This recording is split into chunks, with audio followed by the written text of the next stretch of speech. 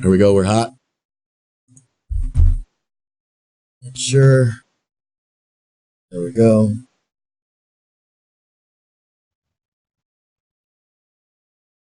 All right, guys. We see you there. Hopefully you can hear us. We're doing this on the fly, unprofessional as hell, because that's what we got stuck with. But don't forget, I forgot to mention it earlier. Ocean Nathan is in the house. Make sure everybody gets high and orders legalized weed for whatever reason. That's absolutely. That's definitely what we got to do while we're making sure you guys can hear us, making sure everything is going through. Hello from Montana. Director Mike says he can hear us, and that's saying something because he can't hear anybody. What? We're back. How about this? While we're waiting for people to come back in, a story that I wasn't going to get to, but we may as well do it now because it seems apropos, James. Trump revels in chopper talk as White House press lectern gathers dust. Official briefings have been all but abandoned by a president who prefers to communicate before boarding Marine One. In a now familiar ritual, James, Donald Trump emerges from the Oval Office, walks down a driveway and engages in a three-way conversation with a melee of reporters and the whirring engine of a Marine One helicopter awaiting his departure. Yet, less than a minute's walk away, the White House press briefing room sits silent with dust gathering on the lectern. On the 11th of December, it will be exactly 6 months since Trump's press secretary last stood at that lectern to deliver a briefing to the waiting media. The shift in how the administration communicates happened gradually at first, but now seems set in stone. Press Secretary Sarah Sanders departed in June and was succeeded by Stephanie Grisham, who has not held a single briefing so far and has shown no appetite for doing so. Meanwhile, Trump embraced the notion that he is his own best spokesman. His freewheeling riffs at set-piece events, and especially before boarding Marine One, allow him to pick and choose his questioners, air multiple grievances, and give the impression of transparency, while skating past substantive policy discussion. Are they really saying? Hang on.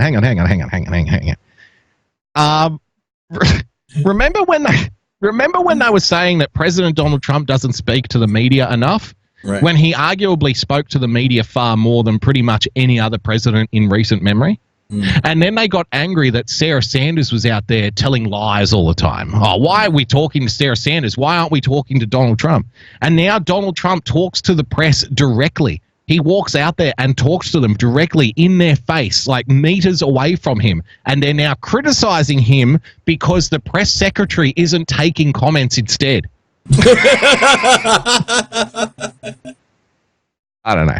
I think it's fucking fantastic. You and I both know that. I agree with. I saw a comment in the chat. Yeah, he uses the chopper to fuck with them. I mean, just think about it. Like, he's in charge. That's the beauty here. He's 100% in charge of those press conferences, and that's what they can't stand. They're not getting their grandstand moment because they can't fucking get their cameraman to hang on. Make sure you get my audio. I got the microphone. Make sure my hair is good. That's what they can't stand. So let's get back to the hammering. Let's hammer this fool. Bri. Oh, again, serendipitously, Trump seems to think Fox News is state-run TV. Okay, so where we left off, Brian Stelter was giving us his impression, his inference, what he gathered from this one particular sentence out of one tweet, James. Fox isn't working for us anymore. Because you remember the relationship. Donald Trump gets everything from Fox News, all of his information, everything that he could possibly garner from Fox News, he garners, but he also hates them and criticizes them at least 20 times this year. So, what an incredible admission. Trump really thinks Fox belongs to him and his supporters. It's unlike with anything we've ever seen in modern media. Forget how Fox's critics view the network. Trump is saying that he views the network as an arm of the White House and the GOP. From that one, and this is what I'm saying. This is the talent of Brian Stelter, ladies and gentlemen. This is the unbridled genius of Brian Stelter, because he can take that one sentence that says Fox isn't working for us anymore, and when Brian extracts that sentence out, removes it from the tweet, puts it into his own bulbous head, spins it around, and then spits out the real meaning, the true meaning. the real subtext to it, James, what Donald Trump is really saying is that he views Fox News as his own personal plaything and a propaganda arm for the Trump White House. Even when he criticizes them. I'm sorry, Even when he's criticizing. Hold on. I gotta point this out before you push play. Did you ever notice that Brian has a perfect circle between where he has hair and where he doesn't on his forehead? It's like a huge circular target right there. Look at that. That is genius. Well, that's because he is actually ancestrally he is from a line of super intelligent alien beings, James. And that big circle on the front, because their brain is so large, it fills up so much of their skull, it actually burns the hair off the skull. Because he's a super intelligent alien being. Holy Okay, shit. let's carry on. Now, I think his bursts of anti-media messages lately against Fox and Axios, The Post, and CNN reflect insecurity. With the re-election campaign on his mind, he doesn't want voters to know about the messy reality of life in the Trump White House. Because he's been so insecure for the last 3 years. He's so insecure. That's why he gives press conferences in front of the helicopter just meters away from the press where they're firing questions at him because of the insecurity, James. Were you aware of that? Yeah. He hates the leaks, and he really hates when people, especially on Fox, cover his Democratic rivals. So he lashes out. That's what keeps happening. He lashes out. He hates it when Fox covers his Democratic rivals. He sees segments like this, with a DNC spokeswoman being interviewed on Fox. Now, his own spokesman was on the air just a few minutes later, but Trump hated seeing the Democratic spokeswoman. Really? So how do you know? Think about this. One day he's promoting Janine Pirro's book. How does he know that he hated it? Right. How does he know that he hated it? Where is the evidence for this hate? It's the circular forehead thing. He has mental telepathy.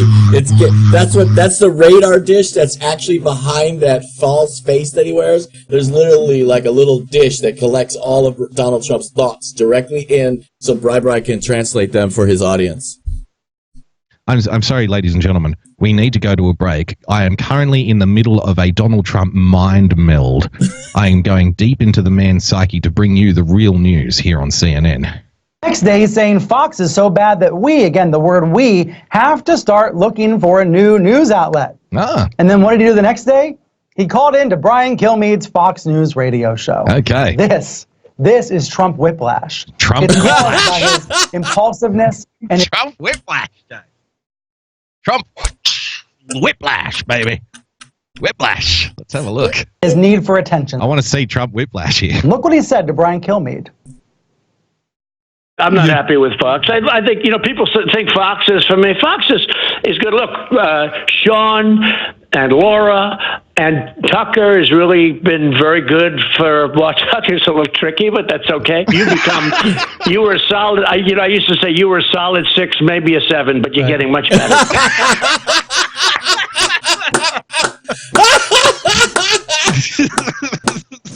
You were a solid 6, maybe a 7. Maybe a 7, but you're getting much better. I fucking love it. Brian Kilmeade, we got him. We got him. Gotcha. See, he really is a super intelligent alien being. Look at that. Look at this gotcha moment. Isn't he proud of himself? Hey, congrats, Kilmeade. You're a 9 now. Here's what happens, all right? When Trump gets ticked off about something he sees on Fox, his friends at the network try to calm him down. They try to remind him that all the highest rated shows on Fox are the... They try to calm him down, James. They try to calm him down. If it wasn't for Sean Hannity, Donald Trump would have already nuked CNN. That's what Brian's telling you right now. If it wasn't for Sean Hannity, he would have pushed that red button on his desk and said, "Get rid of them bastards." The funny thing for me is here, the reality for the Brian Stelters of the world shifts from one day to the next depending on their particular angle at any given time. So today, Brian Stelter is telling you that Fox News is driving the car and Donald Trump's a passenger, right? That Fox News is giving Donald Trump his talking points, that Fox News is the one guiding this presidency. Fox News is giving Donald Trump his briefings. But the problem is, tomorrow, Brian Stelter will change and flip and go 180 degrees back in the opposite direction because he'll say Donald Trump tweets things and then Fox News runs with it. You know, we're all following Donald Trump's Twitter account and we're all commenting on the things that he tweets. He's driving the conversation through his Twitter account, which is why we have to start ignoring his Twitter feed. Remember? Yep. They say, oh, we've got to stop reading his Twitter account. We've got to stop reading his Twitter feed. We're all getting sucked into the trap of Trump that he tweets something and we run with it. So depending on the particular day, Brian Stelter will accuse Fox News of, one, guiding the conversation in regards to Donald Trump, or two, just following blindly to whatever Donald Trump says. But depending on the day, you have to get Brian on the right day if you want to get the right answer. But as we heard from Jay Johnson before, it doesn't matter if the stories are laced with inconsistencies and, you know, untruths. The main thing here is you need to understand is Donald Trump's an idiot. That's what we're trying. That's the main point. Don't get caught up on the minor details, okay? Pro-Trump shows, from Fox and Friends in the morning to the Ingram angle at night. Now, that's what happened this week. He heard that reminder again, and that's what led to this tweet on Saturday. He went out there congratulating Sean Hannity on his race. Oh. Trump wants sycophants on the air, not reporters, and certainly not DNC spokespeople. Not reporters. Not reporters. James, Brian and James, may I draw your attention to Jim Acosta? The least reporter, quote unquote, reporter on news of all time, perhaps. All time. The guy who he can't report anything. Every single line is an opinion from Jim Acosta if you break it down and look at the language that he uses. But never mind that. We don't want sycophants. He doesn't want reporters, James. He just wants sycophants. People. Trump lashes out when he sees... Again, I want to draw your attention to MSNBC and Jay Johnson saying it doesn't matter if Joe Biden tells lies or not. He's a storyteller. I think we can let him go. I think we give him a pass on this. The main thing here is he's trying to tell a story. It doesn't matter if it's true or not. Reporters on Fox. He wants shows that look like this. Yep. You know what they look like. They look like news, but they're not really. Oh. They're pro-Trump cheerleading. Trump wants It looks like news, but not really. Now let's go to our CNN panel to discuss why this isn't really news. absolute loyalty. Maybe he thinks he needs it to win re-election. I need my palm. But that's the truth about the Fox-Trump relationship. Let's get analysis now from the Atlantic's White House correspondent.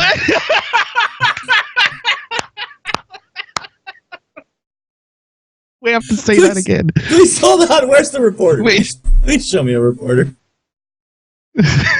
We have to see that again. We have to see what Donald Trump wants. He wants things that kind of look like news but aren't really, okay? And let's see what that looks like. Spokespeople. Trump lashes out when he sees reporters on Fox. Let's see. He wants shows that look like this. You know what they look like. They look like news, but they're not really. They're pro-Trump cheerleading. Okay. He wants shows that look like this. They look like news, but they aren't really. So to discuss this thing that looks like news but isn't really, let me introduce... Let's get analysis now from the Atlantic's White House correspondent and CNN analyst Elena Plott, Baltimore Sun media critic David Zerwick, and GQ magazine correspondent Julia Ioffe. So we've got the New York Times, Washington Post, and GQ magazine to discuss why Fox News isn't really news. Julia, you've studied Russia and other authoritarian governments. Does the way Trump views Fox remind you of how other leaders elsewhere view their state-run TV networks?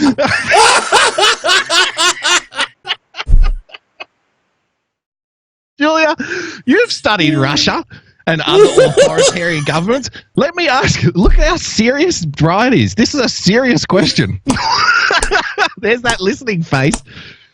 Julie, you've studied Russia and other authoritarian governments. Is the way Donald Trump treats Fox News just like a bloodthirsty dictator? Well, yes, it is, Brian. Yes, it is, Brian. Absolutely. Absolutely. Look at her. Absolutely. You know, it's Like, Dear Leader totally. State-Run TV. Dear Leader, state-run TV, James. Dear Leader. The only difference is that the authoritarian leaders are a little bit more subtle in hiding their tracks, and they don't. He's more authoritarian. He's worse than Kim Jong-un. He's more authoritarian.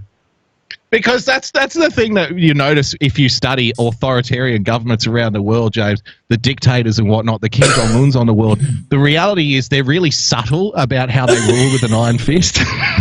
More subtle than Donald Trump. Donald Trump's very in your face with his authoritarian dictator-like tendencies. Not like a Kim Jong-un, for example, who's very subtle and very nice if you speak to him personally. Kind of air their grievances like this on the air. They'll just quietly fire people. But it is By fire, all the stuff you mentioned, fire, all she means, the rotating hang door them. between the Trump administration. Go ahead. No, by fire she means hang them, take them out back, shoot them against the wall, maybe Yes, a flamethrower. That's firing what she squad. means. Yes, Firing firing squad. And Fox News, he'd be forgiven for thinking that it's part of the White House and it's just not running the way he wants it to. Be forgiven. David Zerwick, what's your He should be forgiven for thinking that it's part of the White House. reaction to this relationship? It's a very twisted This guy, relationship, I this think. guy. Because President Trump just It's a twisted relationship, James. does not appreciate how journalism functions. So as a result, he lashes out when he sees acts of journalism on Fox. Acts of journalism.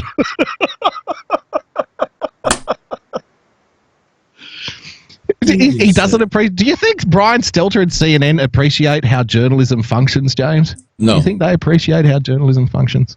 He does. And, the signs of a fraying of this relationship, I think, are there to a little bit, but I'm really skeptical of this. This is a dance that Trump does and Fox does. Don't forget, It's a dance. Fox was founded as an ideological political operation, not a journalistic operation. What? This is its promised land. Actually, Fox was founded, yes, with ideology in mind. You know why? But market share.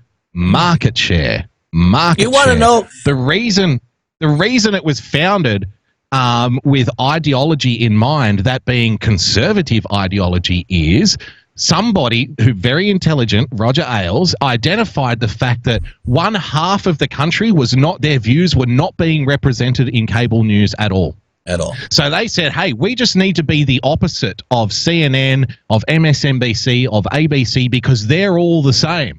So if we go against that and actually represent, conservative America a little bit more, then we will have 50% market share. We will dominate in the ratings. We will become the biggest channel. And guess what happened? So the CNNs, the MSNBCs, and the ABCs all sing from the same hymn sheet. Their hosts are interchangeable. There is nothing different about them. All the opinions are the same. All the stories are the same. All of the angles are the same. One channel has a point of difference, slight, doesn't even go far enough in the opinion of many people. That's Fox right. News. It's a slight different angle. And this is the state-run media. He's a dictator. You know what's funny? Let me say this. This is the actual fucking hysterical truth, is that Fox News did more harm to conservatism than any other single channel out there. Because Fox News tried to be fair and balanced. They tried to split the middle. And by the course of doing that, they actually led a lot of people out here in the world to think that Fox News was a conservative station and that everything they were hearing was from the conservative point of view, even though it wasn't. It never was. It never has been. They actually did more damage by what they did by this whole narrative storyline. CNN should be applauding Fox News for moving many people into this false sense of they know what conservatism is. Because it's literally what happened. That's the God's honest truth. That's why you see stations now, like OAN, succeeding, because Fox gave them market share. There is nobody else filling that void. That's the whole point here, is that CNN should be applauding Fox, in my opinion. Finding someone like Well, without Fox News, Brian Stelter would have literally nothing to talk about That's true. every single week. Trump. This relationship is so deep, so sick, so twisted that these people are not going to break up over having a Democratic guest on or somebody saying something unpleasant about Trump on any show. Look, Fox wants Trump to be elected in 2020. Trump wants to be reelected in 2020. They're going to keep going steady, and this relationship is not going away, Brian. It's the false objectivity that gets me the most. Did you see that clip the other day of Jennifer Rubin? She's a writer for the Washington Post, I think, Jennifer Rubin. And I can't remember which channel she was on. Probably it was either CNN or MSNBC. And she was talking about, we need to destroy the Republican Party. We need to get rid of the Republicans. We need to burn the party down, right? And I'm thinking, well, this is an opinion columnist, right? Gotcha. Fair enough. But how can you claim to be anything other than a lackey? How can you claim to be anything other than a party lackey when you are inserting yourself into the campaign like, we need to take down the Republican Party? What's this we stuff? Right. Shouldn't you be reporting on the Democrats trying to take down the Republican Party? Shouldn't you be reporting on, giving an opinion on how the politics is playing out? See, they see themselves as players in this. Yep. The people at CNN and MSNBC see themselves as pivotal players for removing Donald Trump, for pushing forward the Democratic lines. The exact same thing that they're accusing Fox News of, they are guilty of. Yep. Like, and it's evident in just in this piece right here. Yep. Oh, Fox News wants Donald Trump elected. Yes, and you don't. Yes, and exactly. You don't. Look, before you push play on this, I really would encourage everybody to screenshot this, blow it up, look at the crazy fucking eyes of the guy right in there. Like, look at their faces. This chick's depressed. Like, oh my God, I can't believe I'm here. This chick over here is completely fucking clueless. Look, you can just see the vapid nature of what's behind those eyes. And this guy over here is like, hey, everybody, let's get rid of Donald Trump.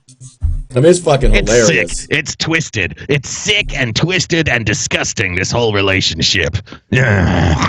Maybe that's why Fox never comments when Trump posts these tweets. Yes. You know, he's attacking journalists. Look at him. Yes. He's attacking news anchors. Typically, CNN and other outlets hit back and remind the president about the free press. But Fox never comments. Elena, why do you think that is? Well, it really is astounding, Brian, I think, because Fox knows it has the leverage in this relationship. I think that if Donald Trump were to try to command his supporters to what? Go start watching OANN exclusively? I mean, no, it's not going to happen. I command thee shall no longer watch the Fox News. It has been ostracized. We are excommunicating them. If they want to be part of our community, we command thee to go to OAN Network now. This is the other fallacy. They legitimately argue. I don't think they're stupid enough to believe it, but they legitimately try to argue that the reason that people are now dismissing the likes of CNN, MSNBC, the reason that they are being openly mocked, the reason that nobody takes them seriously anymore is because Donald Trump said so. That's right. What they think. But that's an objective lie. That is an objective untruth. You know how I know? Because before the election of Donald Trump, people already hated you. They hated you before he even nominated, because we have the polls that trust in the mainstream corporate press, James, was at all-time record lows long before Donald Trump even nominated. He's saying what people already said. He's not telling them to dislike CNN. He's mirroring the dislike of CNN that already existed. Sean Hannity, he went on high to the top of the mountain of Fox News building, and Putin gave him these 10 commandments that we must now follow. I am leading my people out to the promised land of OAN. I command thee. He parted the Red Seas, James. Come with me. Let my people go.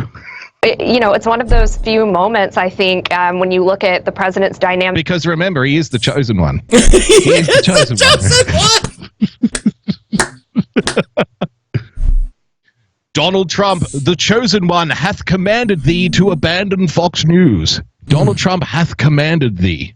with any entity, person in the United States, that they are the ones that actually, hold the cards here. And I think Fox is going to rest pretty comfortably that the reality is that with an impulsive president, as you've pointed out, the whiplash means that his opinion will change the next day, and they will stay the same. Let me explain. Hold on. I gotta just say this. Like literally, you just the math proves these people are fucking retarded. Okay, just the math. Let's just do math. I'm Asian. I know it's kind of stereotypical. Oh my God, the Asian guy wants to do math. Oh my God, I know. But let's just do the math here.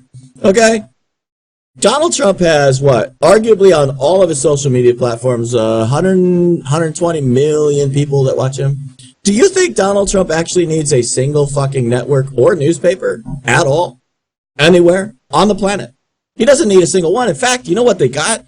They got what we're doing right now. They got YouTube, Restream, that'll provide us all the way over to Instagram, Periscope, Telegram video.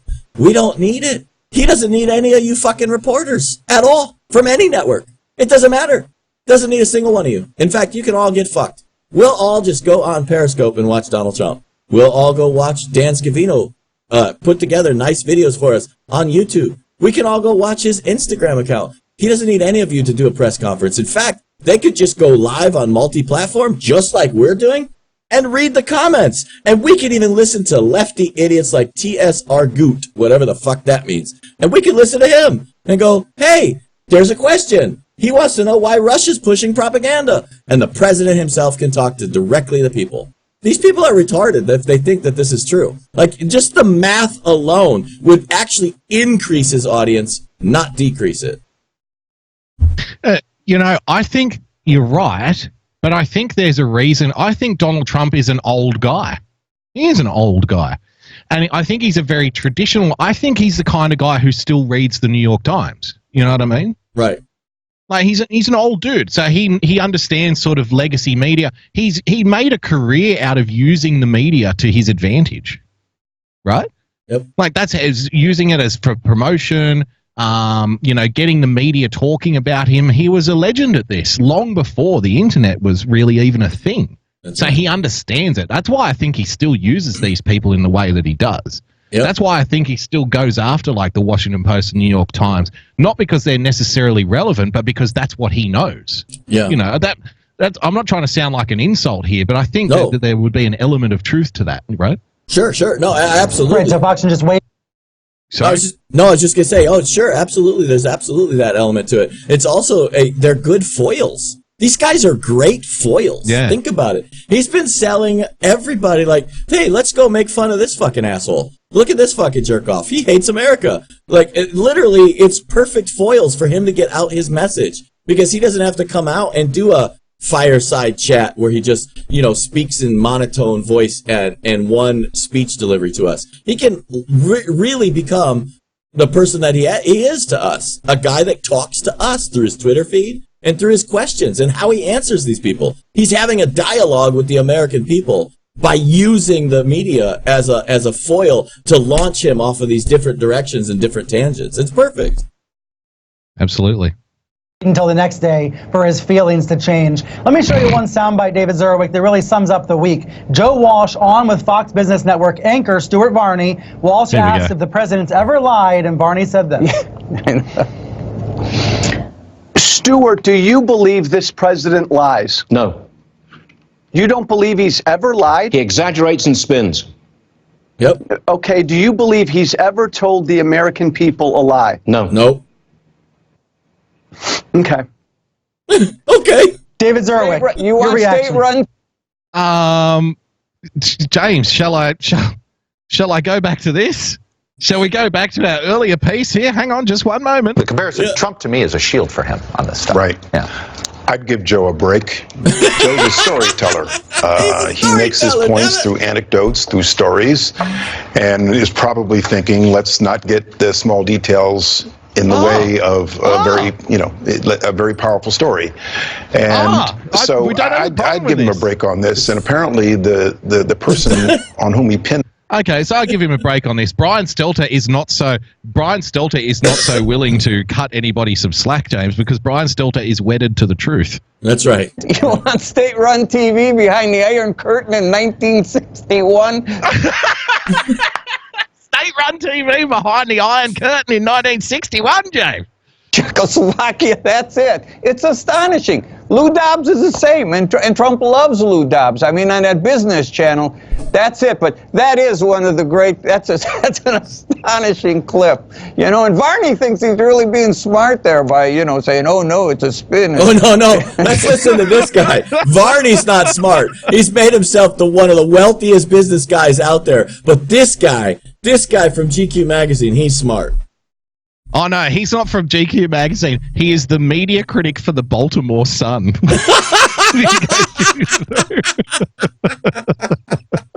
know the Baltimore Sun, James? Yeah, the paper of record for rats, I guess, Baltimore. The comparison, Trump to me. One more time, just as because he thinks he's being really smart talking about spin and stuff. You know, we really care about people who tell lies, and especially potential presidents, James. We really, really care. So just to top it off for the hammering, Jay Johnson, ladies and gentlemen. Is a shield for him on this stuff. Right. Yeah. I'd give Joe a break. Joe's a storyteller. He makes his points through anecdotes, through stories, and is probably thinking, let's not get the small details in the way of a very powerful story. Oh, James, there you have it. From one day to the next, the story changes from one day to the next. Whether Fox is leading Trump or Trump is leading Fox, it depends on the hour of the day that you ask Brian Stelter. The main thing here is don't worry about the lies, because don't let the truth. There's a famous movie here about a famous criminal named Mark Chopper Reed, James Chopper. And one of the famous lines from the movie about his life is, don't let the truth get in the way of a good yarn. Don't let the truth get in the way of a good story. So Mark Chopper Reed and Joe Biden, ladies and gentlemen, we really care about telling the truth, unless, of course, you're trying to tell a good story. Then you don't want to get bogged down in the small details. Brian Stelter and the guy from the Baltimore Sun, whatever that is, that's your hammering.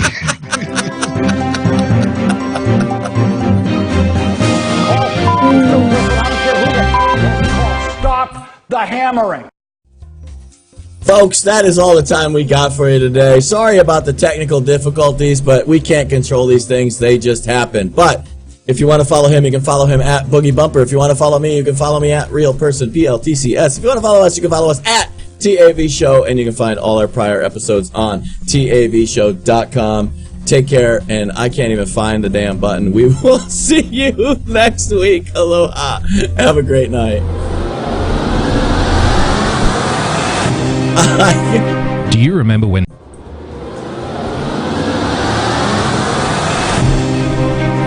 Do you remember when big tech called themselves the free speech platform and used slogans like "Don't be evil"? Fast forward a decade, and suddenly those platforms we loved for years have changed, and the promises they made at the start no longer apply. So what happened? How did we get here? Over the last decade, these companies have quietly moved their corporate headquarters outside the US to EU tax havens. The big change? Well, big tech is now governed under UN law. In simple terms, US free speech laws no longer apply to these platforms. What started as free speech for all is now regulated speech to some. We believe you, the people, not big tech, are the best judge of what you want to watch, read, and hear. We are content creators. We understand that a creator's ability to make a living should not be infringed upon. We created Zap Media with you in mind, a free market, next-gen media platform that believes in protecting your speech rights and, equally as important, your privacy, including IP theft and data mining. By removing the threat of censorship and freeing the market, content creators have a home base to build their platforms and grow their brands. The Zap Media community are brand ambassadors, coalescing behind publishers, subscribers, and advertisers alike. This is the beginning of the next big wave in digital media. With an estimated 225 million video on-demand users expected by 2022, Zap is poised with your help to revolutionize the marketplace as we know it. We look forward to partnering with you.